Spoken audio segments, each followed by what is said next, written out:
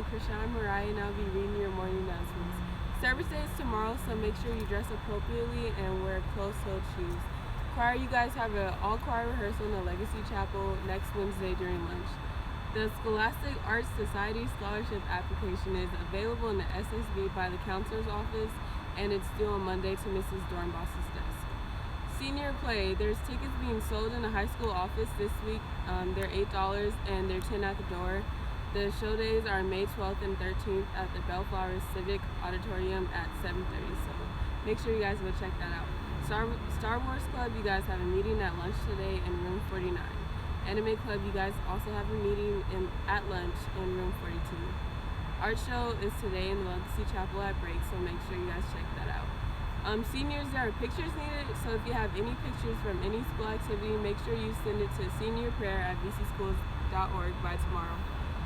Spring football, it starts Monday at 3 on the football field for all returning new and interested players who are not in the spring sport.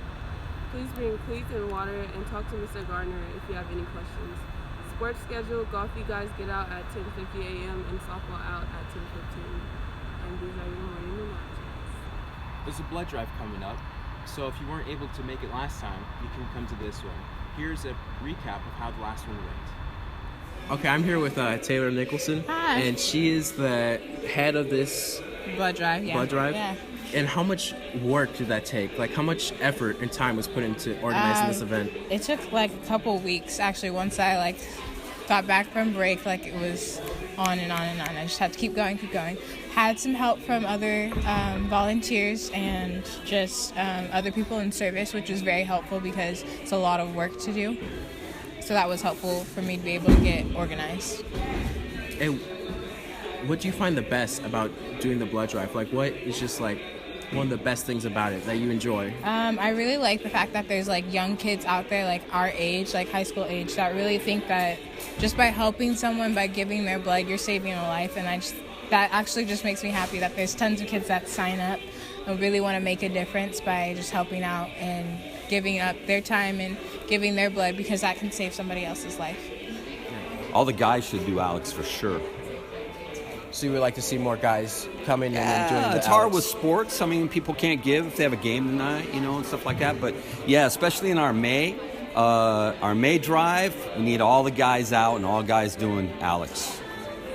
I know that there are different types of blood donations that people can do Yeah. here. Do you know anything about that? Yeah, there's two different types. There's just a regular blood donation, and then there's a special machine called the ALX machine. That pretty much just takes out your white blood cells and then gives you the rest of your blood back. And so that's kind of a long process. Well, you sit there for maybe 45, almost to an hour, and then that recovery, after that, you want to make sure that you're healthy and you stay there. So that's why pretty much a lot of people from school that usually do it. I know a couple of teachers like Mr. Brass, he goes out, and that can help save 2 lives, so that's very helpful. So we try to encourage a lot of people to go out and donate on the machine. Kind of walk us through the process of giving blood, and what happens to that blood after it's been drawn out? So pretty much they go through registration where they sign in, they read the book, make sure they qualify first of all, because they might have traveled, they're on medication, or their height and weight requirement might not fit. Then after that, we bring them over here to where they sit and they wait for our phlebotomist to call them up into the history booth. They get called up to the history booth where they answer health history and then about themselves, things like that. Then they get tested for their vitals and make sure their iron's good, their hemoglobin's good. And then they get brought over to our beds over there where they do the donation. Or if they could do their twice as nice, which is our double red cell donation. And if they're eligible to do that, they'd be hooked up to those white machines right over there.